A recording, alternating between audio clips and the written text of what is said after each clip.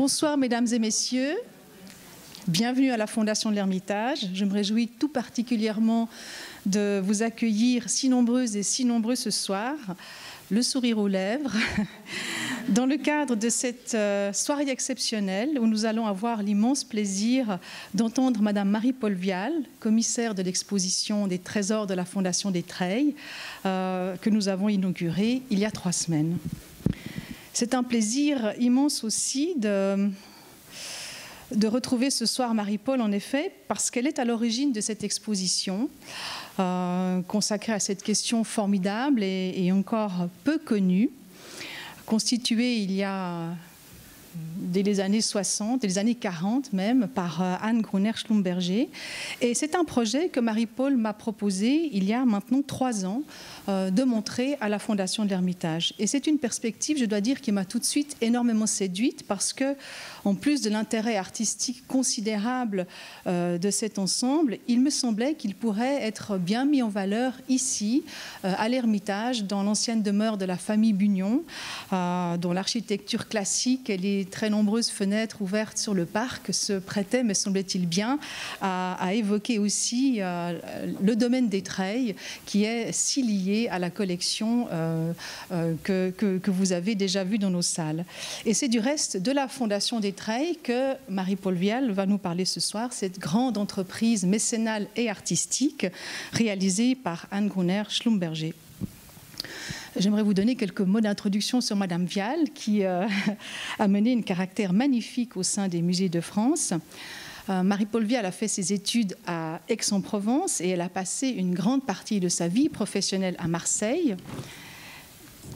Elle est conservatrice en chef du patrimoine et elle a passé plusieurs années à la tête du musée des Beaux-Arts de Marseille, puis elle a assuré la direction générale des 12 musées de la ville afin de reprendre la direction du musée national de l'Orangerie à Paris. Et depuis 2019, elle est chargée de la collection de la Fondation des Treilles. Madame Vial a organisé un très grand nombre d'expositions, mettant notamment en contexte la production artistique à Marseille et dans le sud de la France. La Provence comme grand foyer artistique est en effet un sujet qui la passionne et parmi tous les projets importants qu'elle lui a consacrés, il y a notamment eu en 2005 l'exposition « Sous le soleil exactement », magnifique titre emprunté à Serge Gainsbourg, « Sous le soleil exactement, le paysage en Provence du classicisme à la modernité », une exposition qui a fait date, tout comme le grand atelier du Midi de Van Gogh à Bonnard, que Madame Vial a conçu pour marquer l'édition marseillaise de la capitale européenne de la culture en 2013. À l'Orangerie, Marie-Paule Vial a été notamment commissaire des expositions L'Espagne entre 2 siècles de Zuloaga à Picasso, c'était en 2011, et ou encore, parmi de nombreux autres, Frida Kahlo, Diego Rivera, L'Art en fusion en 2013. Marie-Paule, je te remercie encore infiniment de nous avoir apporté cette magnifique exposition et sans plus tarder, je te passe la parole. Merci infiniment Sylvie, merci de ton accueil.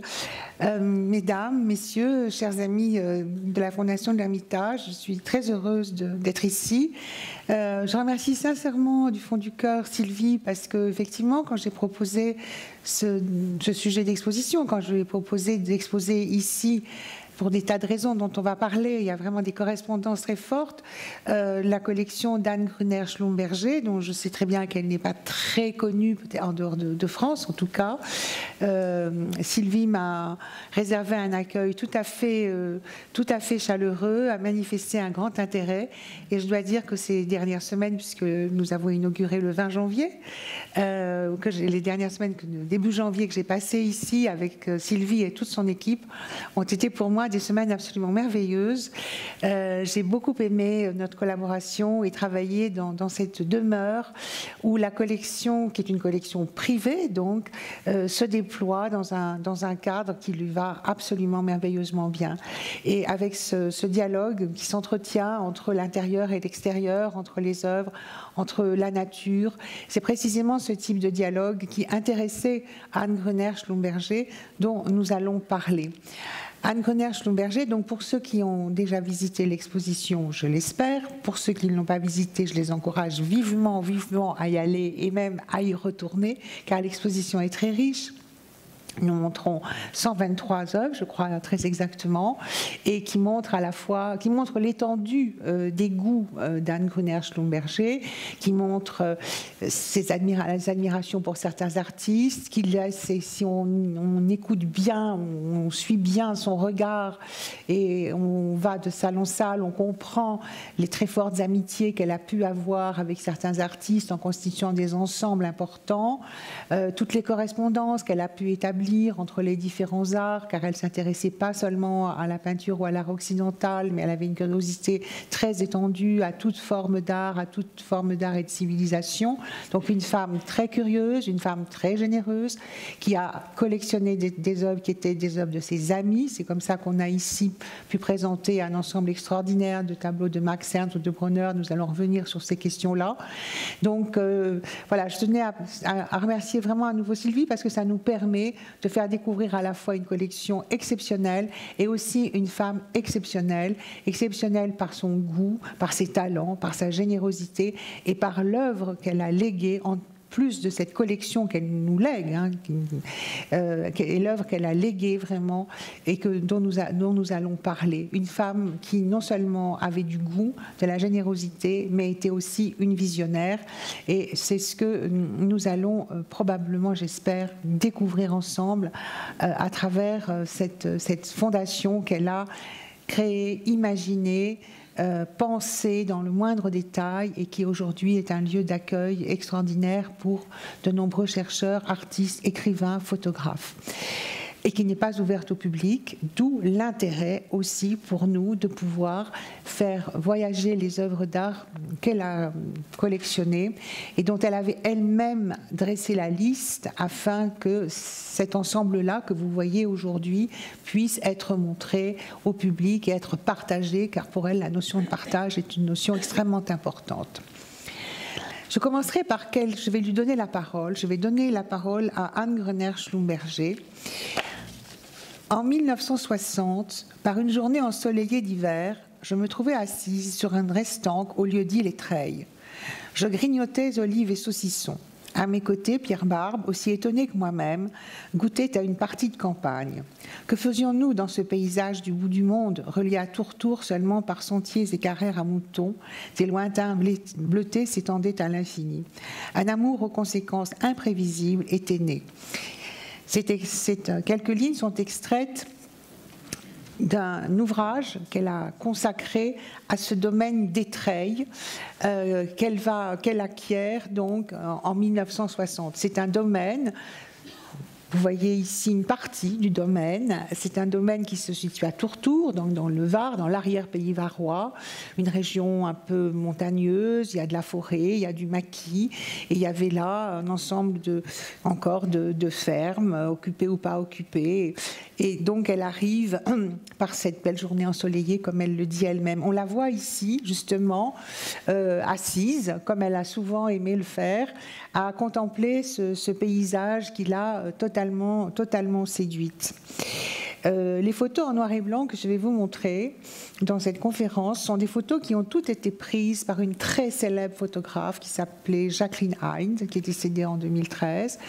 Jacqueline Hyde a été une des plus grandes photographes des musées de France, mais aussi de l'étranger, a travaillé pratiquement pour toutes les grandes institutions en France ou à l'étranger, à New York, au MoMA, enfin partout. Elle a légué son fonds d'archives au Musée national d'art moderne, au Centre Pompidou, et elle a été une très très grande amie de Anne Gruner. Et en fait, elle a accompagné Anne Gruner dans la constitution de cette fondation, dans ce qu'Anne Gruner appelait son grand dessin. Et par chance, ça nous a légué des archives merveilleuses parce qu'on peut suivre pratiquement la construction du chantier et on peut suivre Anne Gruner tout au long de l'élaboration de donc ce grand dessin qu'elle va porter. Anne Gruner, quand elle arrive en 1960 et qu'elle s'installe sur sa restanque, alors je lis ce petit passage parce que ça dit beaucoup de sa personnalité. Je grignotais quelques olives et du saucisson. Voilà, Anne Gruner, qui est née dans une famille, probablement le savez-vous, mais je redis, dans une famille de grands industriels alsaciens, famille d'inventeurs formidables, qui ont trouvé un procédé de prospection donc électrique qui permet de découvrir des sols pétrolifères, société qui est devenue la grande société Schlumberger, bon, grands industriels d'origine protestante, originaires d'Alsace, une famille où on aime évidemment la science, on est des découvreurs, des entrepreneurs, des inventeurs, mais on aime aussi les arts. Son père joue du piano, son oncle, son père Conrad et son frère Conrad et son oncle Marcel qui ont été à l'origine de l'invention et de la fortune familiale. Son oncle Jean, donc le frère de Conrad et Marcel, est un grand écrivain, Jean Schlumberger. Je remercie d'ailleurs Malika, qui tient la librairie ici, d'avoir trouvé et de mettre en vente des ouvrages de Jean Schlumberger, qu'Anne aimait beaucoup, qui était l'oncle préféré d'Anne. Donc c'est une famille où on aime la littérature, on a l'habitude de fréquenter à la fois des musiciens, des poètes, des philosophes, aussi bien que des scientifiques. Et c'est dans ce milieu que Anne Gruner va être élevée, va grandir, d'où son amour pour l'art, mais aussi pour la science, comme on le verra. En 1960, donc, quand elle est assise là sur cette restanque avec toute sa simplicité qui la caractérise, et je pense que tout au long de ma conférence, j'espère que je vais montrer combien cette femme était à la fois généreuse et simple, le contraire, enfin sans aucune affecterie, le contraire d'une snob, dit un de ses amis proches, Marc Ribou, qui était lui-même photographe aussi. Donc elle vient de passer près de 20 ans aux États-Unis. Anne Gruner se marie, son mari, Henri-Georges Dole, va travailler dans la société familiale, comme la plupart des gendres d'ailleurs, et elle va effectuer ses premiers voyages aux États-Unis dans les années 29 très exactement. Ça sera une série d'allers-retours. Elle accompagne son mari qui va donc prospecter. Elle raconte ses prospections et ses voyages dans un ouvrage qu'elle a intitulé La boîte magique, les sources du pétrole, où on la devine justement intéressée, curieuse, aventurière un peu, et puis avec aussi pas mal d'humour quand elle raconte comment avec son mari elle rentre un jour dans un saloon en Oklahoma, en pays séminole, où évidemment on est étonné de voir une femme qui n'est pas une prostituée. Et donc elle plaisante là-dessus. Enfin voilà, elle a beaucoup d'humour. Elle raconte aussi qu'évidemment son mari ne voulait pas la laisser seule dans cette petite ville de l'Oklahoma, et elle partait brinque-ballant dans de la poussière, mais ils avaient voilà. Et donc elle suivait comme ça son mari. Mais en voyage entre États-Unis et France. Mais arrive 1940. Arrive la guerre, et c'est là que la famille Schlumberger va vraiment s'exiler, s'installer aux États-Unis. Ils vont à Houston, où ils avaient déjà implanté un bureau. Alors cet exil s'explique assez facilement, évidemment. Bon, la France est envahie, ils n'ont pas du tout envie que leurs inventions, leur matériel, leurs inventions puissent servir à l'ennemi d'une manière ou d'une autre. Et donc, ils vont s'installer aux États-Unis. On est en 40, et Anne va rejoindre sa sœur Dominique, elle aussi, nous le verrons, grande collectionneuse et mécène, qui est déjà à Houston. Toutes les deux, elles vont naviguer entre Houston, où elle s'installe, et New York, où Anne a un appartement. Et elles vont courir les musées, les galeries d'art, faire des rencontres très, très importantes. Mais Anne est là, donc elle va y rester longtemps, jusqu'au jour où elle va se lasser. Son pays va lui manquer, elle va avoir cette nostalgie terrible de la France, et c'est comme ça qu'elle décide de revenir en France. Et voilà ce qu'elle découvre, au fond, ce paysage absolument extraordinaire. Nous sommes là dans la fondation des Treilles, dans le domaine des Treilles, au point culminant des Treilles, et donc vous voyez ce paysage absolument extraordinaire, ces horizons bleutés dont elle parle, mais aussi une campagne très sauvage. Et voilà encore une autre vue de cet endroit. Et c'est une ruine qui reste. Alors les Treilles, ce lieu-dit a été occupé depuis l'époque antique, et aussi au Moyen-Âge. Enfin, il y avait un oppidum, et puis au Moyen-Âge, il y a les restes d'un petit village, et là c'est le reste de la chapelle avec l'abside. Donc et ça donne une idée, j'ai pris ces photos pour vous donner une idée de l'immensité de ce territoire. Donc qu'elle va découvrir à son retour en France. Mais revenons aux États-Unis où elle va passer ces quelques 20 années non-stop, si je puis dire. Et c'est important ces années, bien qu'elles aient fini par lui peser, parce qu'avec sa sœur Dominique, elles vont faire des rencontres très importantes. Elles vont, bien sûr, je l'ai dit, fréquenter les musées et les galeries, et en particulier un galeriste qui s'appelle Alexandre Yolas, qui va avoir une très très grande importance dans leur vie, qui est un personnage tout à fait étonnant, charismatique, et qui a une galerie new-yorkaise, qui en ouvrira une à Paris, une à Milan et même une à Genève. Et elles vont s'intéresser, elles vont commencer à acheter.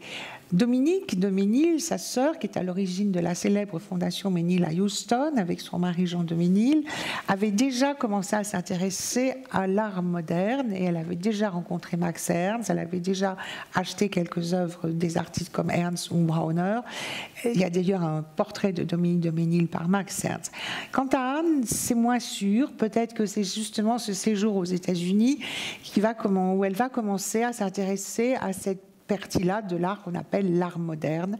Et c'est là qu'elle va commencer à acheter des œuvres de Brauner, qui va être le grand, grand ami de sa vie, et qu'elle va aussi faire la connaissance de Max Ernst. Je ne vais pas vous faire la visite guidée de l'exposition, je campe justement un petit peu c'est ce milieu dans lequel elle va vivre et ses centres d'intérêt.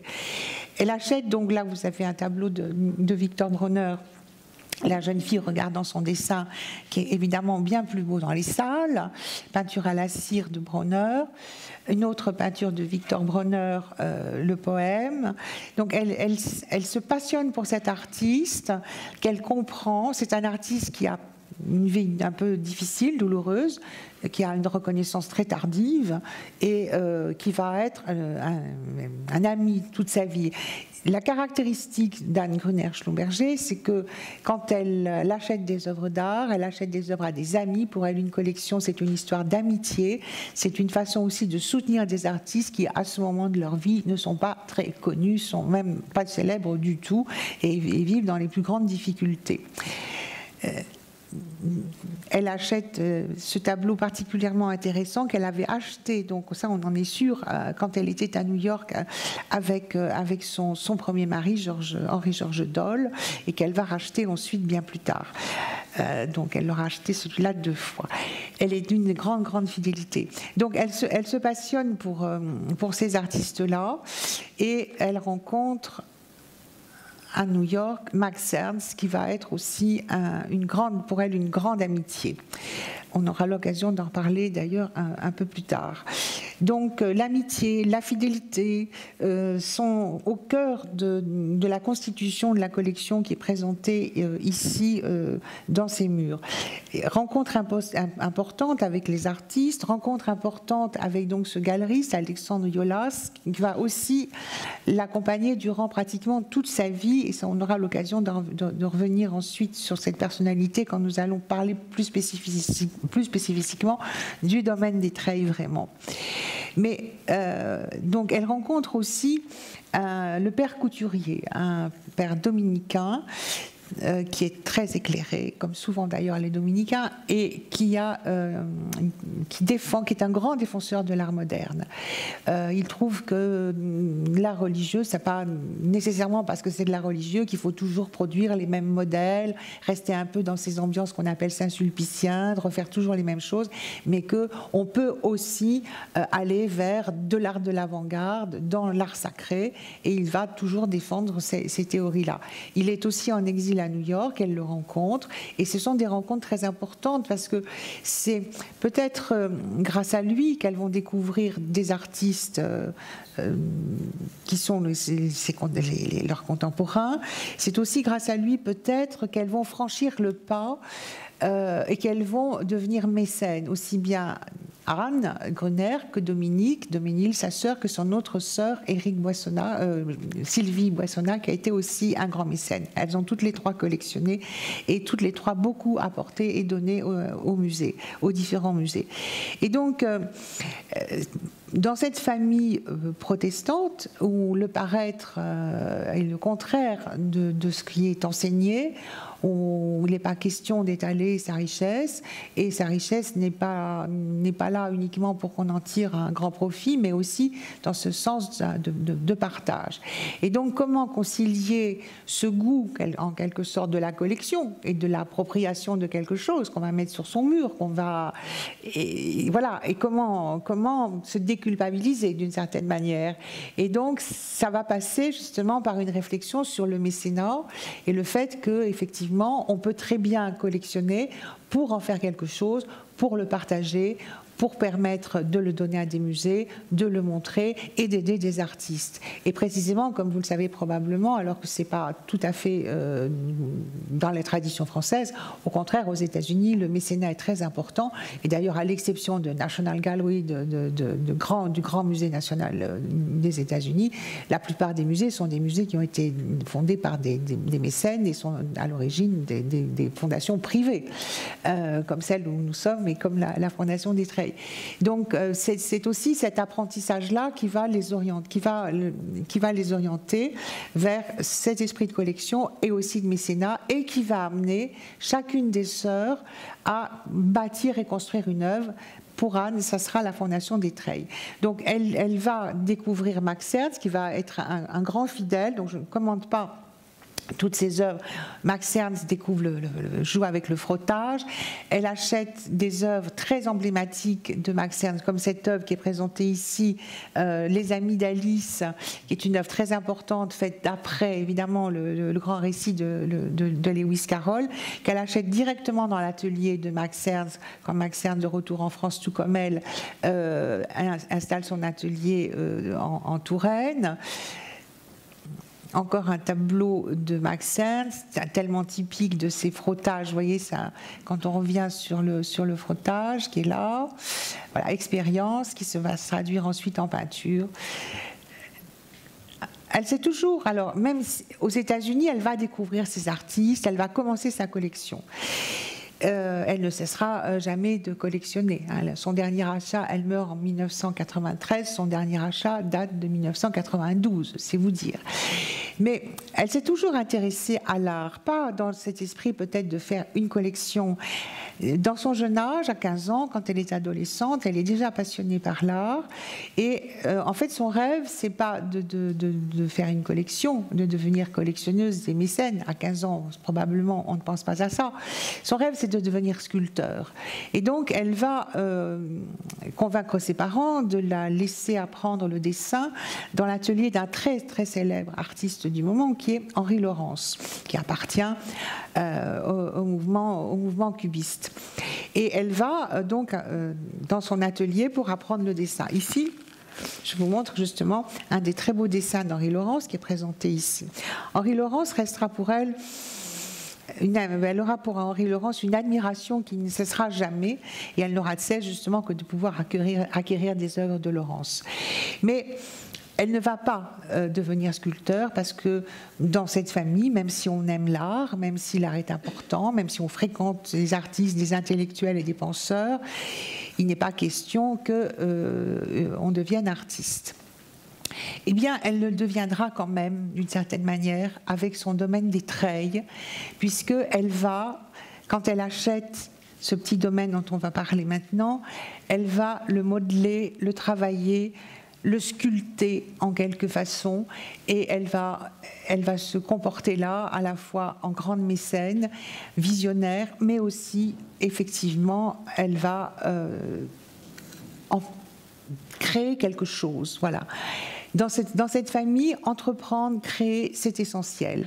Sa sœur Dominique crée donc la Fondation Ménil. Sa sœur Sylvie, avec son mari Éric, crée la station célèbre de ski, la station de Flaine, qui commande à un célèbre architecte. Ils ont tous, dans cette famille, l'esprit d'entreprise, tourné à la fois vers l'art et entreprendre pour les autres. Et donc, elle va s'interroger au bout de ces quelques années qu'elle passe aux États-Unis. Elle dira d'ailleurs dans le livre qu'elle écrit sur l'histoire de l'invention de sa famille, elle écrit cette phrase: « J'avais atteint cet âge où une femme, presque à son insu, ébauche le compte à rebours de sa vie.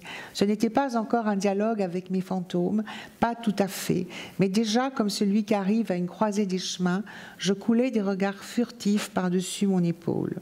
Un jour, trop semblable aux autres jours de ma vie, soudain, la coupe déborda. J'arrachai les racines de mon passé. » Et elle quitte les États-Unis.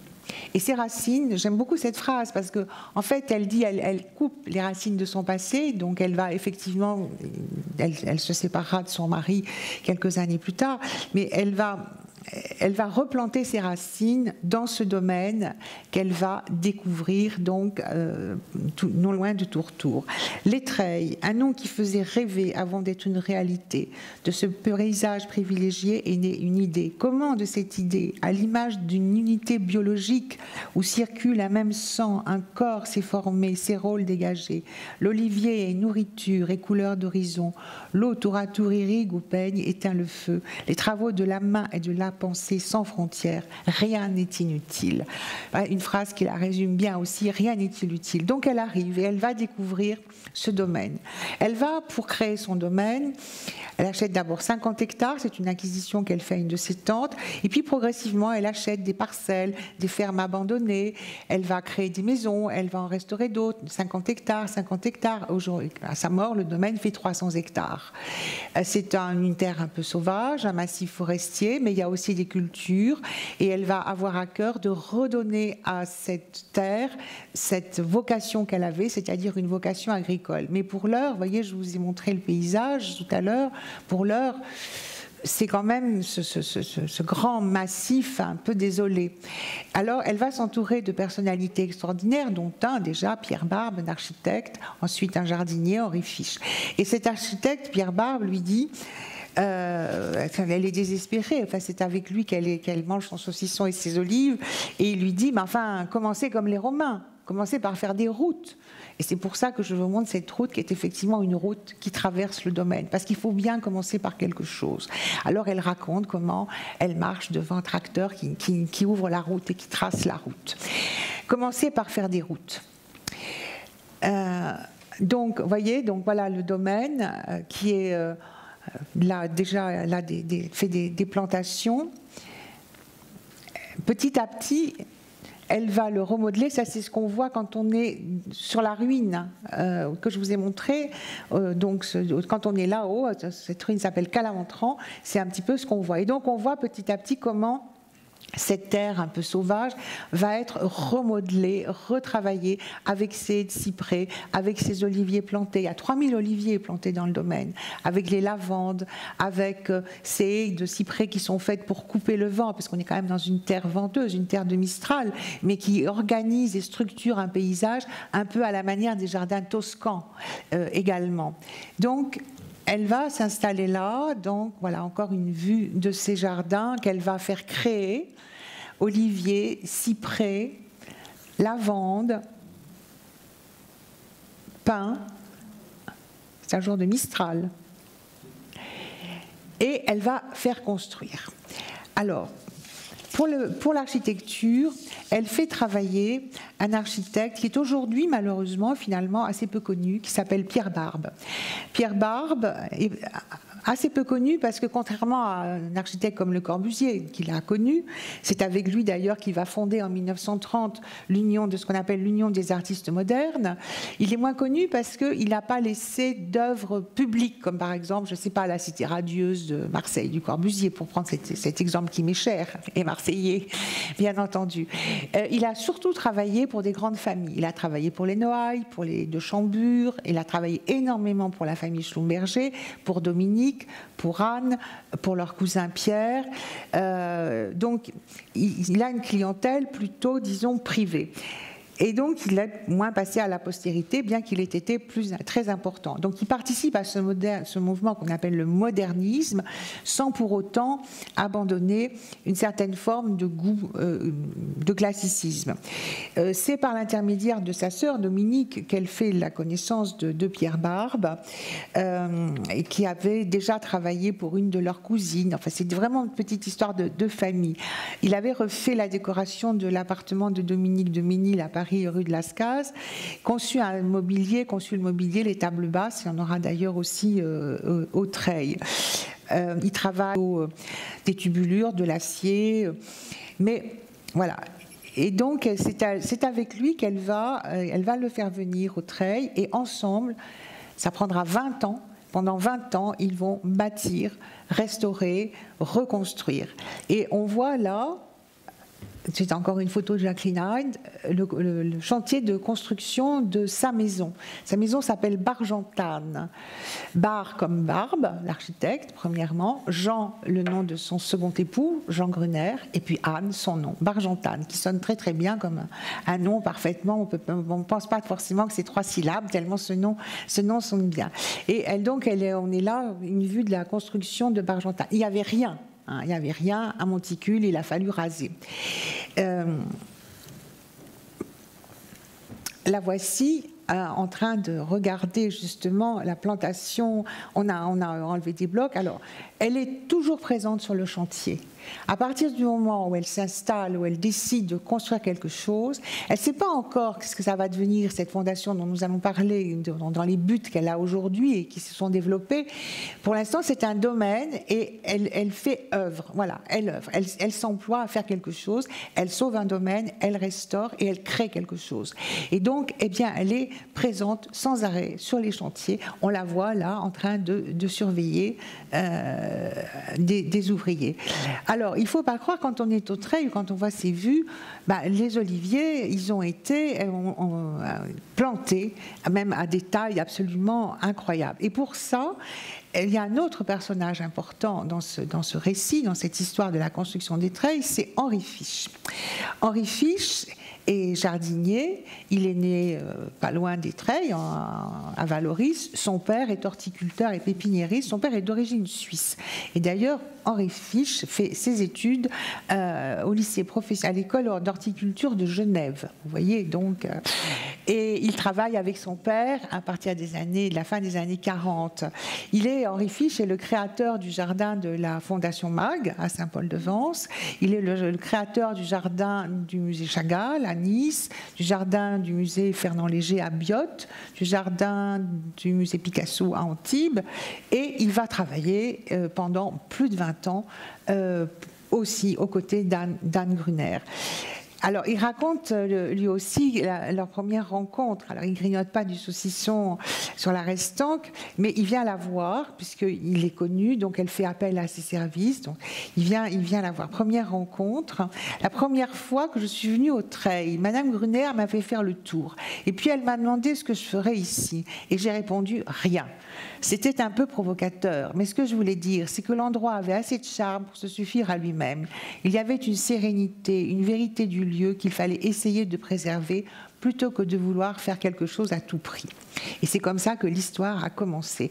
Et alors, il est vrai que dans toute cette entreprise, donc ce travail, ce remodelage de ces 50 hectares, l'édification de maisons, de plusieurs piscines, qui va prendre 20 ans, tout ça se fait dans un grand respect, à la fois de l'architecture. Pierre Barbe, dit-on, quand des grands critiques de son époque, Pierre Barbe, disait-on, écrit maigre. Ça veut dire qu'il ne fait pas d'effet. Il travaille avec les matériaux, on l'a vu là, c'est avec les matériaux de la région, avec des pierres de Canjuers, avec des matériaux qui sont vraiment typiquement provençaux, mais sans en faire un village provençal, parce que il utilise des matériaux locaux, enfin du cru on va dire, mais en même temps la manière dont il les utilise, dont il écrit les mots des natures, les fenêtres, les auvents, etc. C'est un registre beaucoup plus moderne. Il ne cherche pas à imiter une ferme. Il utilise les matériaux et il écrit et son écriture, elle, en revanche, est contemporaine. Alors je vous montre encore ici quelques travaux pour bien imaginer ce que ça a été. Ça, c'est justement des oliviers qu'on plante au bord d'une piscine. Vous voyez une piscine, c'est la piscine où se trouve l'Océanide. Et donc, pour vous donner l'idée, l'ampleur des travaux. Et vous voyez Henri Fiche qui, derrière, là, fait la manœuvre. Donc, effectivement, il fallait remodeler ce paysage, mais le respecter en même temps ce qu'il avait été dans ses origines.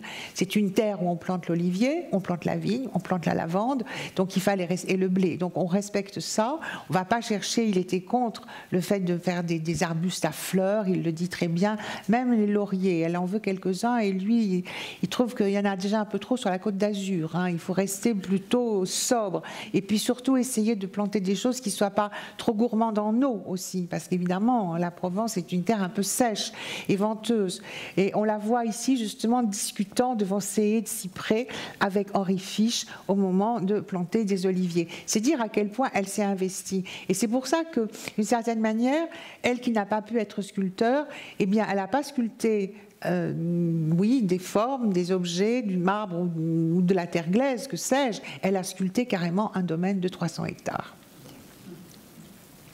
On la voit ici, justement, avec Pierre Barbe.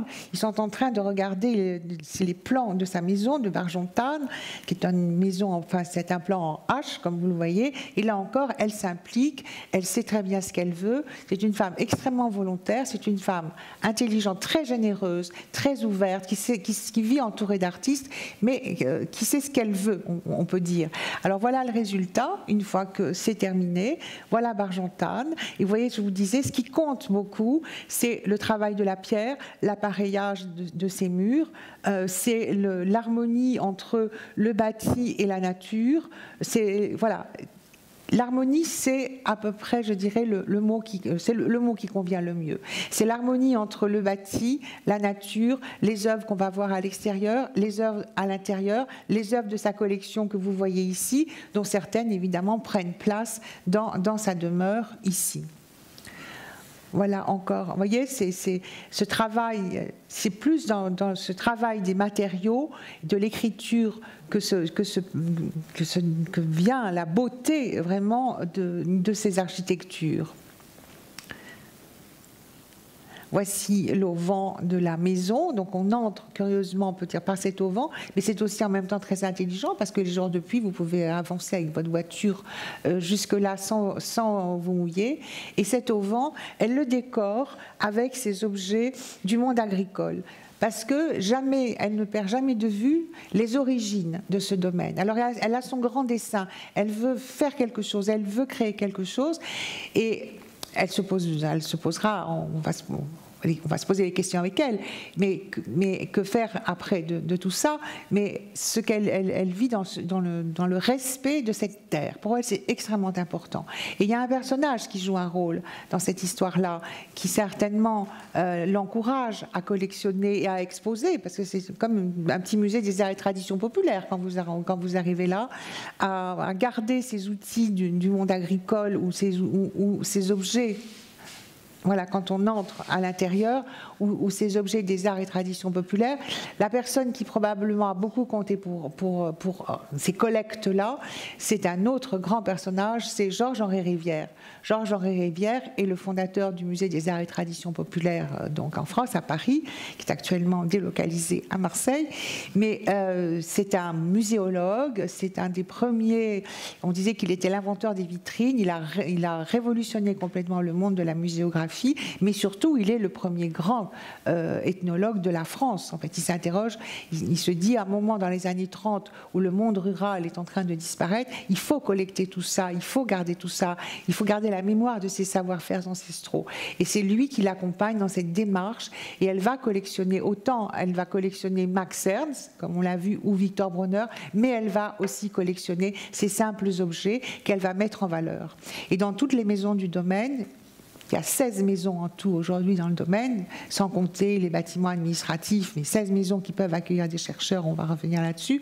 Et dans chaque maison, il y a comme ça des objets des arts et traditions populaires.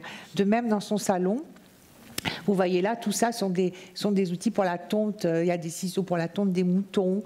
Et vous voyez à nouveau cet appareillage de mur dont elle disait elle-même qu'il lui avait été inspiré par un mur d'un temple à Delphes, puisque c'est aussi, on le voit dans l'exposition, une grande amoureuse de la Grèce où elle avait une propriété. La Grèce est quelque chose de très important pour elle. Elle aime la Grèce, elle aime ce pays, elle s'intéresse à l'Antiquité et donc elle appelait ce mur-là son mur de Delphes. Une pièce importante pour elle dans cette maison, c'est sa bibliothèque.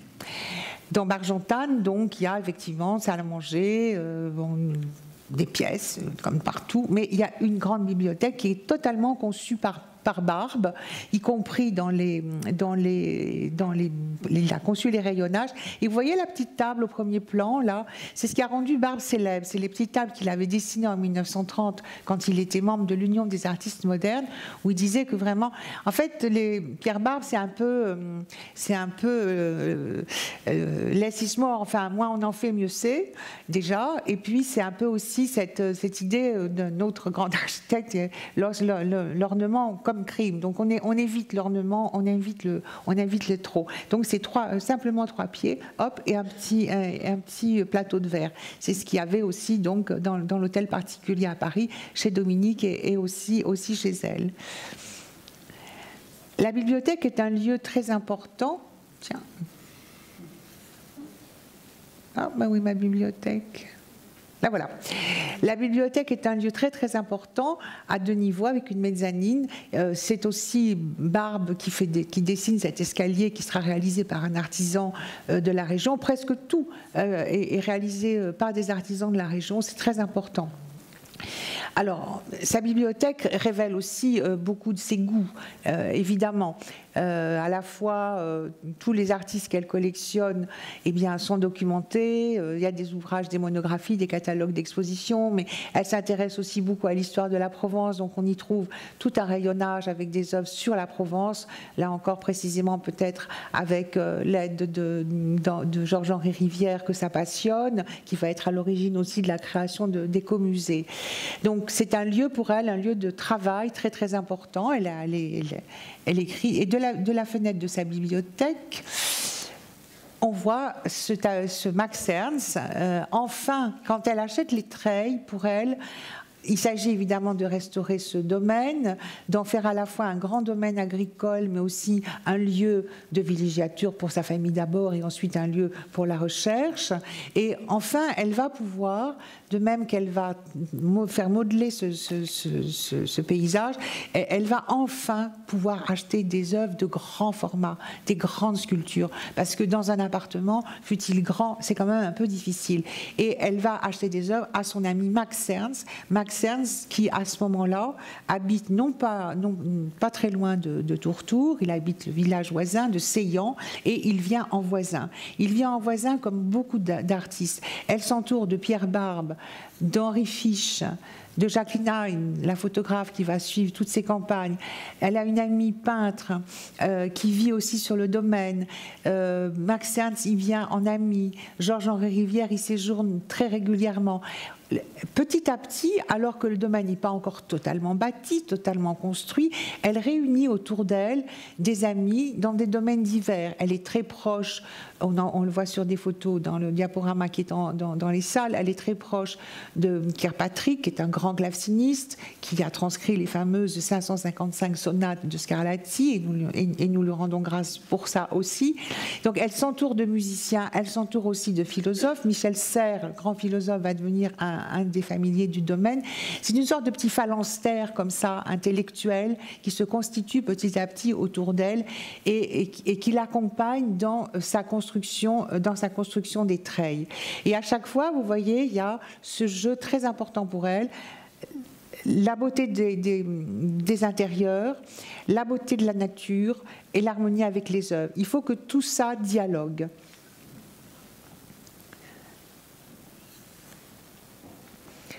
ici, nous sommes dans sa chambre et je vous montre cette table.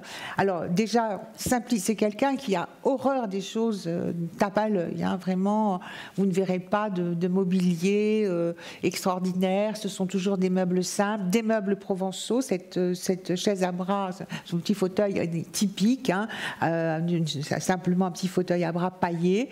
Mais je vous montre la table parce que cette table, elle est particulière. Cette table, elle a été dessinée par André Gide. André Gide était un grand ami de son oncle, Jean Schlumberger. C'est avec Jean Schlumberger d'ailleurs qu'il a fondé la Nouvelle Revue Française, la NRF. Ils étaient très amis et très proches. Et Gide a dessiné cette table pour son ami, donc Jean Schlumberger. Et à la mort de son oncle, de Jean Schlumberger, Anne Gruner en hérite et met cette table dans sa chambre où elle vient, où elle écrit, où elle s'installe pour écrire.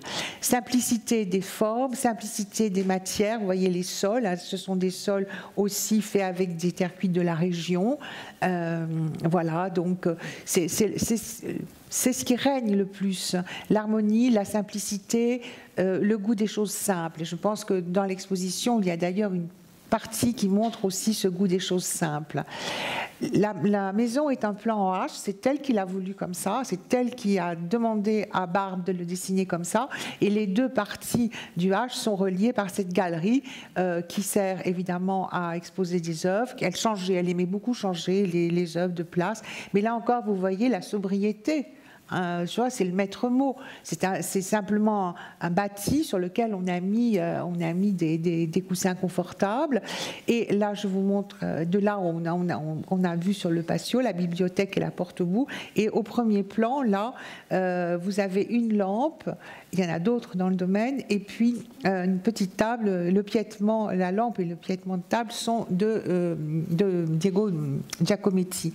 Elle a acheté énormément d'œuvres à Giacometti, qu'elle aimait beaucoup. Elle aimait beaucoup le mobilier de Diego Giacometti. Et donc, c'est pour vous dire aussi, à la fois, cette simplicité de la petite table de Barbe, qu'elle mêle, évidemment, et ça se marie très bien avec des piétements et des lampes de Giacometti, ce qui n'exclut pas une recherche de sobriété dans le mobilier par ailleurs, et aussi ce mélange avec des œuvres d'art et tradition populaire. Tout ça forme un dialogue, une grande harmonie. Voilà. Donc, quand on est assis là, on voit ça. Et là, on entre un petit peu plus dans ce qu'est le domaine, dans cette création, dans ce qu'elle a voulu. Parmi les artistes qu'elle va soutenir, à qui elle va acheter des œuvres, donc Max Serres, on en verra d'autres, mais il y a un jeune artiste, aujourd'hui extrêmement célèbre, qui s'appelle Lalanne, François-Xavier Lalanne, et elle va demander à François-Xavier Lalanne de concevoir, c'est une fontaine, enfin c'est un petit bassin en forme de labyrinthe. Donc quand on est assis dans la galerie, c'est ce qu'on voit, et là encore des pierres de la région, des pierres de Canjuers, et donc ça fait un délicieux petit bruit d'eau, et donc Lalanne dessine ce labyrinthe, thème qu'on va retrouver dans d'autres endroits du domaine et qui nous renvoie à cet autre amour qu'elle a, celui pour la Grèce. Une mosaïque d'origine syrienne, un chapiteau, un buste justement d'origine, une sculpture grecque, une œuvre venue de Persépolis, des fontaines qu'elle achète dans les environs où il y a des châteaux malheureusement qui tombent en ruine, et on vend petit à petit tel ou tel bout de château, telle fontaine, et donc elle achète souvent dans la région, hein, tout ça elle l'achète dans la région, et vous voyez comment c'est mis en scène par fiche, entouré de... Voilà. Voici donc cette œuvre extraordinaire, hein, cette grande tête d'oiseau, ce très beau buste. Il y a toujours elle tient beaucoup à ce qu'il y ait toujours ce lien entre l'objet et la nature. Elle ne fait pas comme certains font. Elle ne fait pas la maison, l'endroit où on vit, où on travaille, où on accueille, et puis un jardin de sculpture, par exemple, ou quelque chose, un parcours. Non, c'est au fur et à mesure qu'on se promène comme ça dans le domaine, qu'on découvre, tiens, ici, au détour d'un chemin, une œuvre contemporaine. Là, on découvre ce buste antique. Et donc, à chaque fois, ça révèle quelque chose de son goût pour la nature, bien sûr, et son goût aussi, là on retrouve ce goût très fort qu'elle a pour la Grèce. Ici, c'est une œuvre à l'époque, jeune sculpture grecque, Sklavos, qu'elle a rencontré dans ses voyages en Grèce. Elle a une propriété en Grèce, elle y vient très souvent et elle y retrouve ce marchand d'art dont j'ai parlé au début, Alexandre Iolas, qui sera un ami de toute sa vie, le fréquentera jusqu'à la mort de Iolas. Iolas mort dans la fin des années 80, et il lui fait rencontrer des jeunes artistes grecs.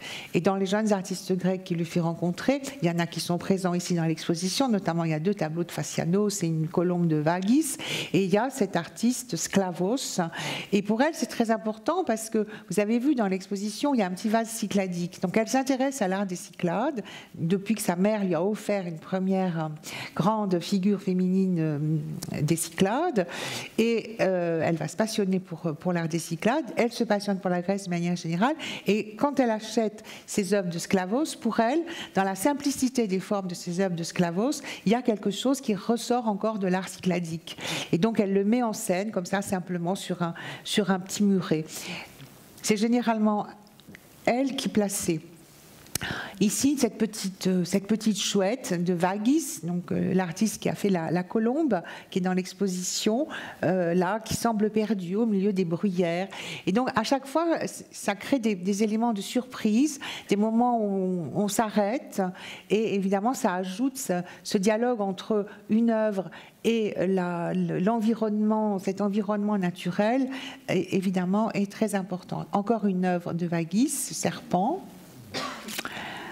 Et donc vous pouvez admirer le sol d'ardoise sur lequel il est placé, où vous retrouvez le même type d'appareillage de pierre que dans les murs. Et puis bon, cette œuvre très célèbre d'un autre artiste avec qui elle entretient des rapports d'amitié et à qui elle va commander énormément d'œuvres pour son domaine. Et ici, donc, ce sont les fameuses sphères, la dernière image de l'exposition d'ailleurs. Ces sphères, en fait, elle les commande pour sa propriété en Grèce. Et quand elle va quitter sa propriété en Grèce, elle va faire revenir toutes les œuvres, y compris le Sklavos, elle va faire revenir toutes les œuvres au Treil et elle va les mettre en scène au Treil. Il se trouve que la propriété en Grèce était plus petite et donc en fait il y avait surtout des petites sphères.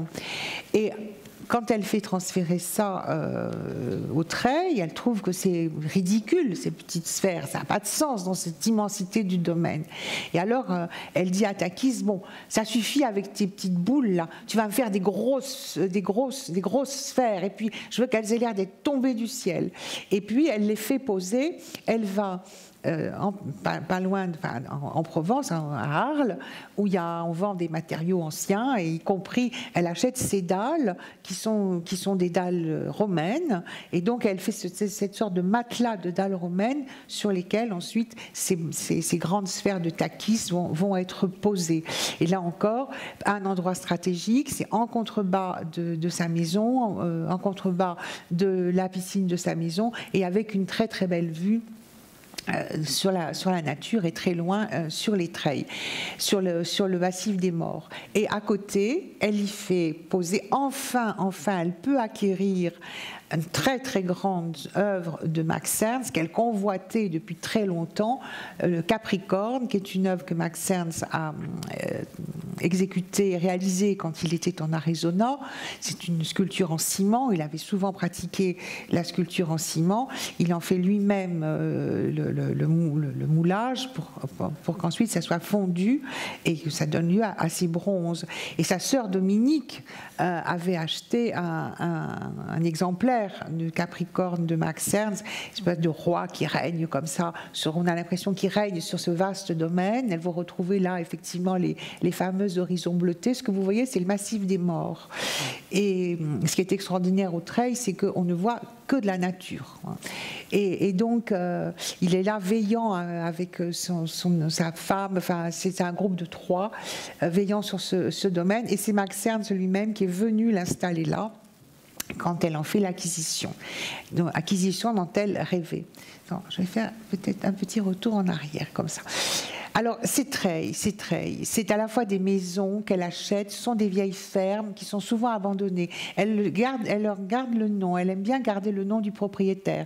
Alors, vous avez Moussu, vous avez Gisclar, etc. Enfin bon. Et petit à petit, ces maisons, elles vont servir d'abord aux enfants qui viennent en vacances, voilà, aux enfants, petits-enfants, etc. Et elle construit, alors elle construit aussi une maison pour qu'avec ses amis artistes, poètes, avec Kirkpatrick qui peut se mettre au piano, au clavecin, un endroit, un lieu de réunion qui va devenir le lieu essentiel, qui est le lieu essentiel, qui est le cœur battant des Treilles aujourd'hui, qui est ce qu'on appelle la grande maison. Et là, vous voyez la grande maison en construction. Alors, elle raconte que c'est terrible parce que sur ce lieu-là, il y avait une vieille ferme totalement en ruine et vraiment difficile à imaginer qu'on puisse la restaurer. Donc, elle prend le parti, tant pis, de faire démolir les quelques murs qui restaient et elle demande à Pierre Barbe de construire la grande maison que voici aujourd'hui et qui est le cœur battant des Treilles. De la grande maison, c'est l'endroit où se tiennent les séminaires. Il y a une bibliothèque, des séminaires, la cuisine, la salle à manger. Les Treilles, petit à petit, s'organisent comme ça et les Treilles vont devenir, au début, elle ne sait pas vraiment, c'est en marchant petit à petit, en discutant avec ses amis que le projet se fait. Les Treilles vont devenir une sorte d'abbaye de Thélème, en quelque sorte, ou d'abbaye laïque, où elle va réunir ses amis et où elle va petit à petit se donner, grâce aux discussions avec ses amis, former un grand projet de ce qu'elles sont devenues aujourd'hui les Treilles, essentiellement un lieu d'accueil pour les chercheurs, pour les artistes, pour des écrivains.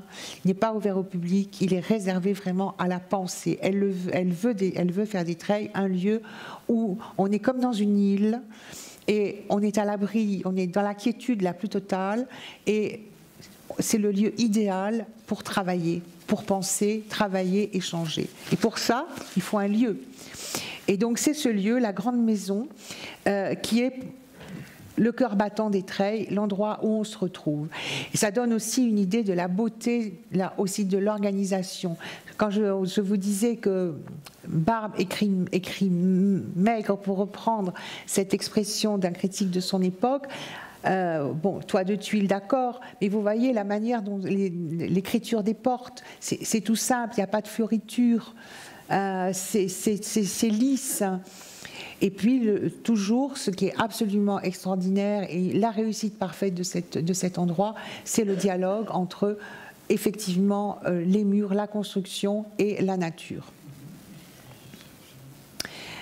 De l'autre côté de la grande maison, sur l'autre façade, il y a ce jardin, ce labyrinthe de buis, le labyrinthe de buis qui répond au labyrinthe de la Lanne. Donc on est toujours dans cette thématique grecque du labyrinthe, qui est un lieu aussi sous l'auvent où on peut discuter, se rafraîchir, venir l'été quand de l'autre côté il fait une très grosse chaleur. Donc grande attention à porter aux détails.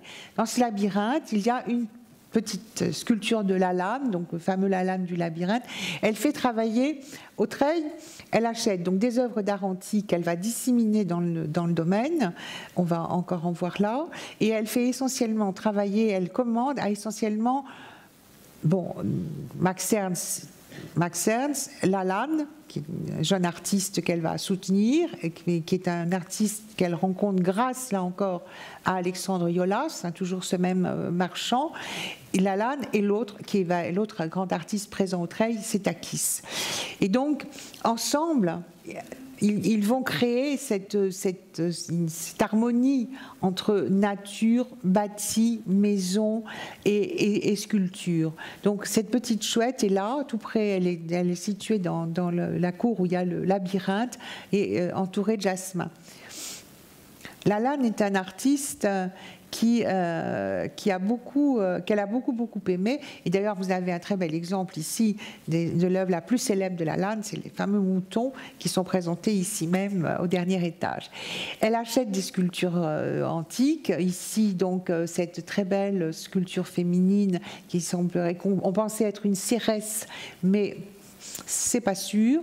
En tout cas, c'est une sculpture absolument magnifique et qui est là aussi posée dans ce jardin des Treilles. Donc, au Treilles, elle arrive à faire la synthèse, en quelque sorte, de tout ce qu'elle aime. Elle aime l'art contemporain, elle aime soutenir les jeunes artistes, c'est ce qu'elle va faire avec Lalanne, avec Takis. Elle est fidèle à ses amitiés anciennes, c'est-à-dire par exemple Max Herz notamment. Elle a cette fidélité, elle a cet encouragement à la jeune création, elle agit vraiment en mécène, et puis elle a cette passion pour l'art antique, pour la Grèce, cette passion aussi pour la nature. Et donc au Treilles, elle va arriver à mettre tout ça en musique en quelque sorte, la musique étant d'ailleurs un aspect de sa vie très important. Elle est une grande mélomane et elle est entourée effectivement de musiciens et elle met tout ça en musique. C'est un véritable concert qui s'organise, une véritable polyphonie, tout ça dialogue, travaille ensemble et résonne ensemble. Donc on a ici un très beau buste, encore une petite fontaine qu'elle a acquis dans la région, qui est toujours dans le jardin des Buis.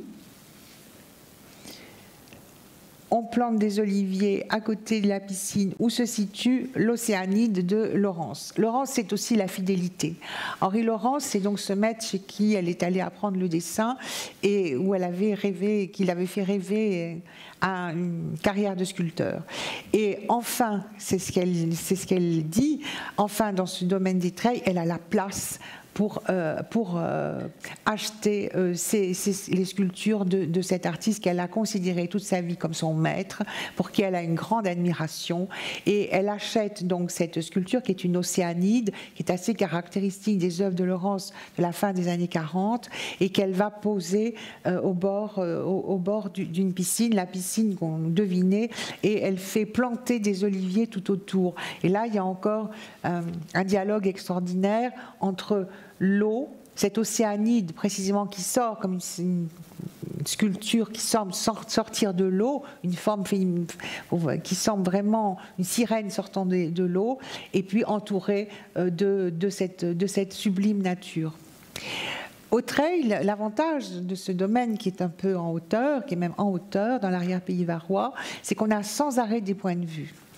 Et évidemment, ces points de vue, alors il y a les points de vue naturels, mais il y a aussi des points de vue qui ont été travaillés par Henri Fisch avec son accord. Ils sont dans quelque chose qui est à la fois le respect de ce qui est donné et en même temps de comment on peut le modeler pour lui faire atteindre un point d'harmonie encore plus important, atteindre un niveau de beauté encore supérieur. C'est vraiment ce qui s'orchestre, voilà, dans ce domaine. Quand on est devant la grande maison, on peut admirer cette autre grande sculpture de Laurence qui représente un personnage de la mythologie grecque, Amphion.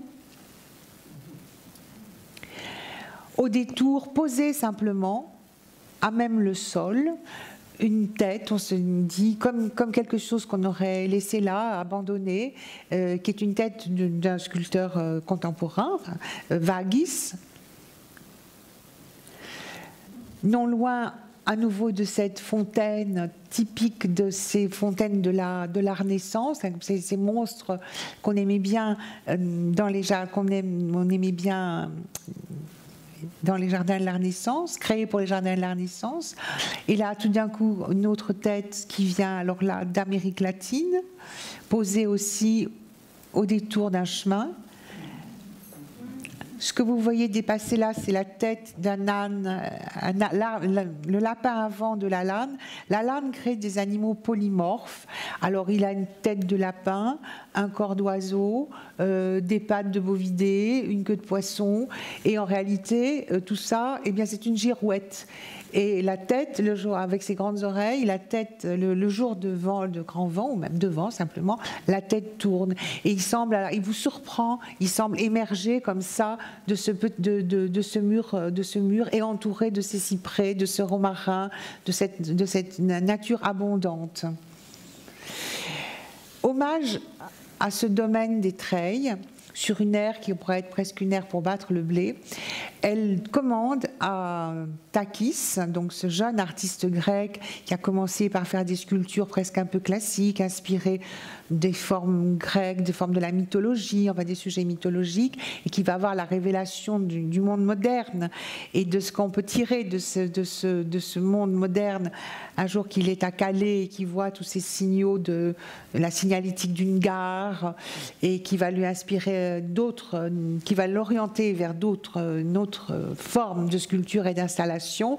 Et là, elle lui commande, avec Takis, elle est à la fois mécène, mécène et commanditaire, au sens où on l'entend pendant la Renaissance, c'est-à-dire je sais ce que je veux, je commande quelque chose, je ne me contente pas d'acheter.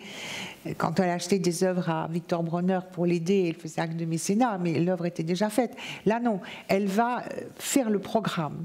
Et le programme de cette œuvre-là, qu'on appelle les agraires, ou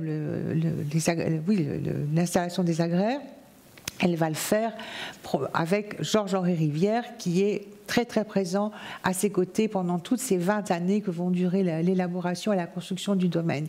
Et vous reconnaissez là évidemment des outils, à nouveau des outils du monde agricole, d'où le nom de agréro-agricole. Donc, elle va commander, vous avez ici Takis et à côté la personne à cheveux blancs, c'est Georges-Henri Rivière, qui sont là et qui discutent justement de ce programme de cette installation donc des agraires, de ces objets agricoles. Et évidemment, tout ça se fait en parfaite connivence, conscience et confiance avec Anne Gruner. Parce que elle est toujours dans cette idée de respecter l'histoire de ce domaine. Donc on récolte, on ramasse un petit bout de serpette, un petit bout de pelle, un petit bout de râteau pour en faire quelque chose. Et voilà qu'ils discutent, parce qu'Henri Fiche aussi est important dans cette discussion, choisir l'endroit stratégique de l'endroit. Donc on les voit ici discutant, Henri Fiche, Georges-Henri Rivière et Takis de dos. Takis à qui elle va commander plusieurs installations, ici les planètes, ici le fameux jardin des sondes, où on la voit discutant avec Takis. Alors le jardin des sondes, on voit, voilà, c'est la petite maison s'appelle la maison des sondes. Du coup, vous voyez toutes ces sondes. Ce sont les sondes des usines Schlumberger. Les Schlumberger ont donc inventé ces sondes à détection électrique, ces sondes qu'on enfonce, alors la tête se met dans le sol et ça sert à savoir s'il y a du pétrole. Bon. Et là, elle va faire venir dans son domaine des sondes de l'ensemble des usines Schlumberger dans le monde, parce que des usines Schlumberger, il y en a dans le monde entier.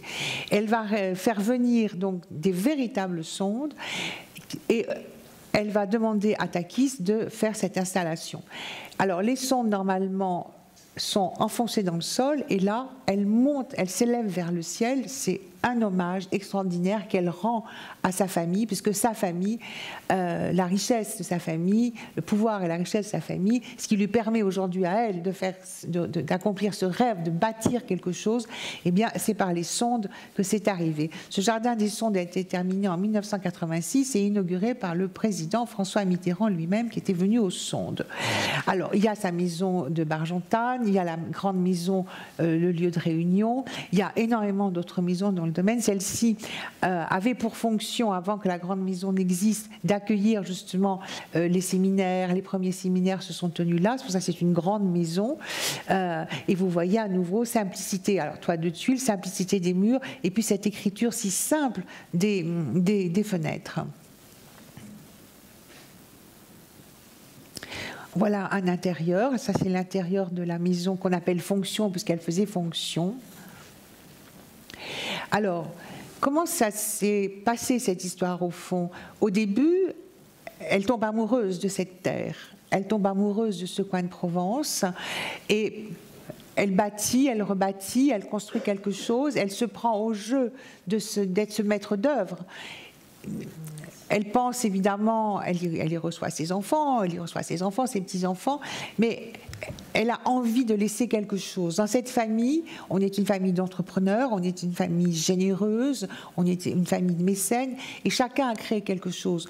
Son père, ses oncles ont créé cette société extraordinaire. Son oncle Jean est un écrivain. Sa sœur Dominique a créé un musée à Houston. Sa sœur Sylvie a créé donc cette station de ski, et elle est une des grandes mécènes du Centre Pompidou. Elle aussi, Anne aussi, est une mécène du Centre Pompidou. Mais créer quelque chose, laisser quelque chose. Et elle a cette idée petit à petit qui va évoluer grâce à ces personnes qui l'entourent, à Pierre Barbe, à Michel Serres, à Georges-Henri Rivière, à ces intellectuels, à tous ces artistes qui l'entourent. Petit à petit va prendre forme ce qu'elle va appeler effectivement son grand dessein. C'est-à-dire faire de ce lieu, non pas une simple maison de villégiature, mais s'interroger à ce devenir. Elle y a consacré 26 ans de sa vie, des années 60 à sa mort. Elle y est tout le temps, jusqu'au bout, jusqu'au dernier jour. Elle consacre son énergie à bâtir quelque chose, à construire quelque chose, dans le respect, je l'ai dit, de ce qui est un domaine agricole. Et c'est d'ailleurs un domaine agricole, vous pouvez même acheter de l'huile d'olive en ce moment ici, à la librairie. Et donc c'est un domaine agricole, mais c'est aussi un domaine qui doit être dédié à l'art, à la pensée, à l'art et à la pensée intellectuelle. Et dès 1981, elle met en place une association. Dans cette association vont siéger des conservateurs, Dominique Bozo, le conservateur du musée Chagall, sa sœur Dominique, Michel Serres bien sûr, et beaucoup d'autres personnalités importantes. Et c'est ainsi que petit à petit va naître l'idée de faire de ce lieu magnifique, de ces espaces magnifiques, de ces maisons superbes. Voici encore une vue d'une des maisons. Voici encore il y en a, je vous dis, il y a 16 maisons dans le domaine comme ça, donc c'était des anciennes fermes ou des maisons créées de toutes pièces, comme la fameuse dite grande maison ou sa propre maison. Donc dans ce domaine, il apparaît que c'est un lieu idéal pour des rencontres, idéal pour la pensée, idéal justement pour venir travailler. Et c'est ce que c'est aujourd'hui. Voici encore une autre maison, la petite maison. On l'appelle comme ça parce qu'effectivement elle est petite. C'est la maison que l'on attribue généralement en résidence aux écrivains.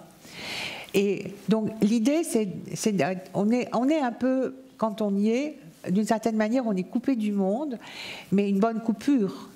Parce qu'on est dans l'harmonie, on est dans la beauté, on est vraiment au cœur on comprend ce qu'elle a voulu créer. Quand on se promène dans le domaine, qu'on va d'une maison à une autre, qu'on va d'une sculpture à une autre, et qu'on a cette vision totalement harmonieuse et poétique, on sent son œuvre. En fait, on comprend ce qu'elle a voulu faire et qu'elle a réussi à faire. Voici encore une autre maison. À cette maison, on y installe plutôt les photographes quand ils sont là ou d'autres gens qui viennent en séminaire. Le principe, c'est d'inviter des chercheurs à venir pour des séminaires. Les séminaires durent généralement une petite semaine. C'est un des rares endroits pensés vraiment pour la recherche, la pensée, les rencontres, et un des rares endroits où quand on vient en séminaire, contrairement à d'autres endroits qui existent, où on peut se retrouver, on peut louer une maison, un château, je ne sais, on paye. Mais Anne Gruner n'a pas voulu ça. Anne Gruner a voulu qu'on accueille vraiment, et qu'on soit débarrassé de toute contingence matérielle, et qu'on soit pris en charge totalement pendant le séjour. Donc, voilà, on est là uniquement pour travailler, pour penser, pour écrire quand on est un écrivain, pour travailler à ses photographies quand on est un photographe.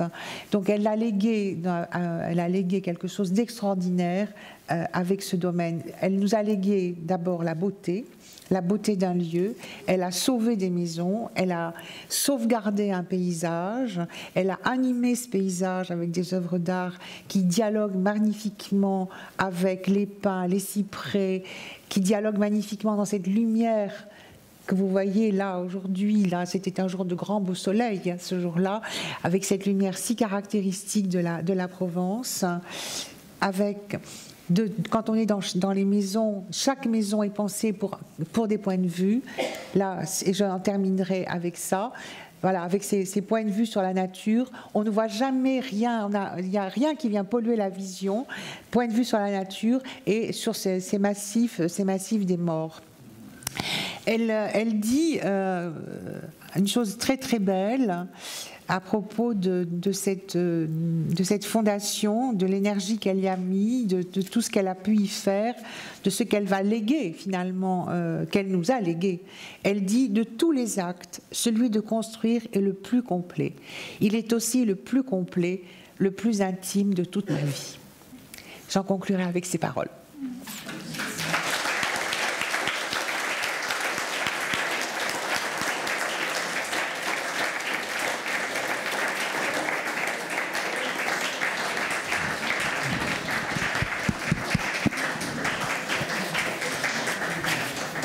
Merci infiniment, Marie-Paule, pour cette présentation passionnante, passionnée, extrêmement vivante et d'une richesse incroyable de cette entreprise si fascinante, de ce domaine si particulier. Et on a été très privilégiés parce que ce soir, grâce à toi, on a pu pénétrer dans cet endroit qui n'est pas ouvert au public. Nous frustre un peu parce qu'il nous met beaucoup d'envie, mais c'est vrai que là, tu nous en as révélé beaucoup d'éléments, y compris l'intérieur de Bargentanne, de la maison d'Anne. Et c'est vrai que c'était extraordinaire de voir ces images et de comprendre aussi, finalement, de quelle manière, jusque dans le moindre détail, elle a pensé ce lieu. C'est la raison pour laquelle, pardon, j'ai intitulé cette petite intervention « Les traits, une œuvre d'art totale », parce que c'est vraiment ça. La sculpture dialogue avec l'architecture, avec la nature. Et ça, c'est précisément ce qu'on appelle une œuvre d'art totale, dans le moindre détail. Est-ce qu'il y aurait parmi vous des questions qui auraient... Moi, j'en avais une à te poser, Marie-Paule, parce que tu as évoqué à plusieurs reprises les sœurs d'Anne, Anne, Dominique et Sylvie, les sœurs Schlumberger, toutes trois mécènes et collectionneuses. Et finalement, est-ce que tu pourrais nous dire un peu en quoi est-ce que leurs activités se ressemblent et en quoi est-ce qu'elles diffèrent? De quelle manière est-ce qu'elles ont rapidement à collectionner chacune et finalement, voilà, qu'est-ce qui les unit, qu'est-ce qui les différencie? Elles ont effectivement toutes collectionné, parfois les mêmes artistes, Dominique et Anne, pendant toute une partie de leur jeune vie, dans la partie des années new-yorkaises, on va dire, collectionnent à peu près les mêmes artistes. Elle collectionne Bronner, elle collectionne de l'art.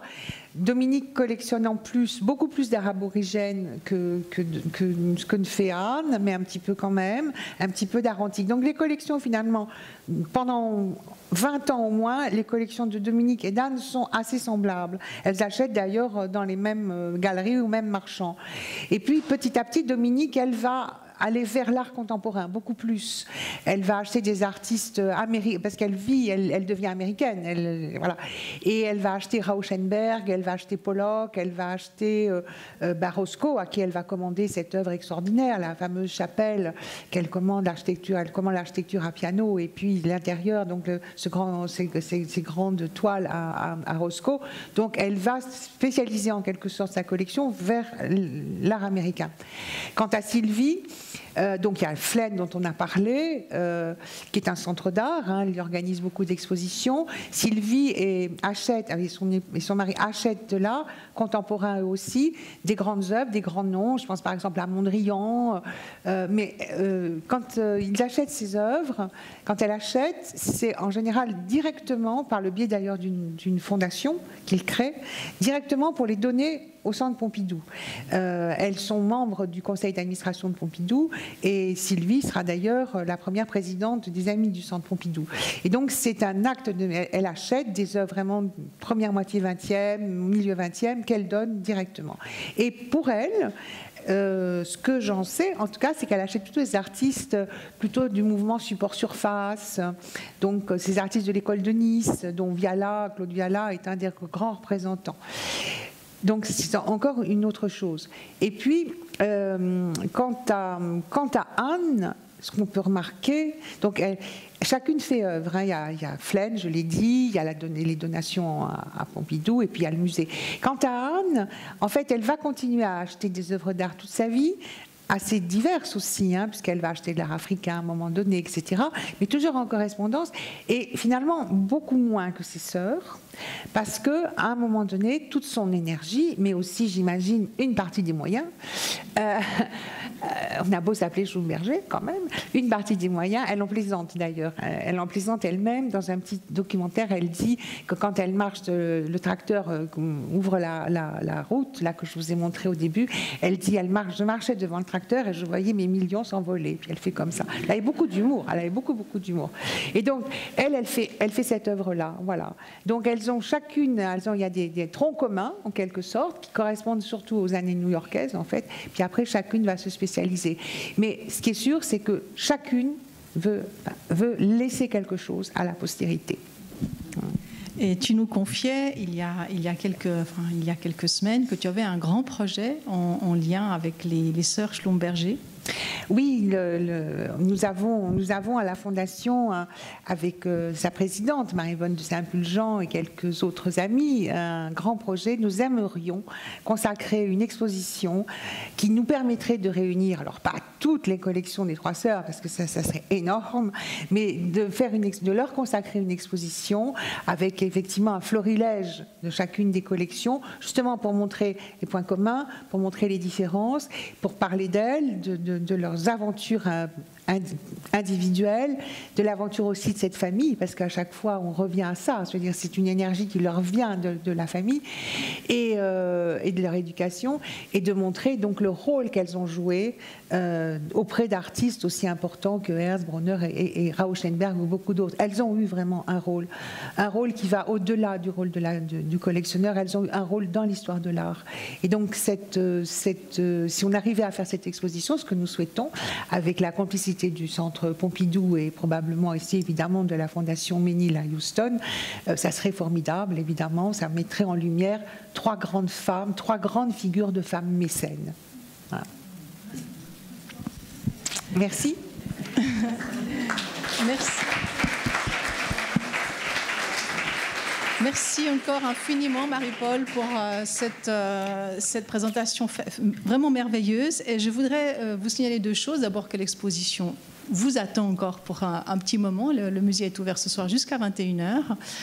N'hésitez pas à retourner dans les salles pour revoir quelques œuvres évoquées ici par l'image. Je voudrais vous signaler aussi que la prochaine conférence organisée dans le cadre de ce petit cycle en lien avec l'exposition de la Fondation des Treilles sera proposée le 17 mars prochain, et c'est Didier Semin, qui est un grand spécialiste de l'œuvre de Victor Bronner, qui viendra nous parler de cet artiste dans la collection des Treilles. Et je glisse ici un petit aparté parce que Victor Bronner et les Bronner de la Fondation... Nous avons une petite histoire déjà un peu ancienne avec la collection des Treilles, puisque en 1998, nous avons présenté ici même, ma prédécesseure Juliane Cozondier a consacré une exposition à Victor Bronner, ce merveilleux artiste roumain surréaliste. Et il y avait déjà dans cette exposition plusieurs œuvres qui provenaient de la collection des Treilles, qui étaient présentées dans nos salles et qui sont de nouveau là. Et ça, moi, je venais d'arriver à l'Ermitage, donc c'est un grand plaisir de les y retrouver. Et le commissaire de cette exposition, c'était Didier Semin, qui revient maintenant, plus de 20 ans après, nous parler de Victor Bronner, qui est un de ses artistes préférés. Donc ne ratez pas cette conférence. Voilà. Merci beaucoup de votre présence ce soir et à bientôt. Merci.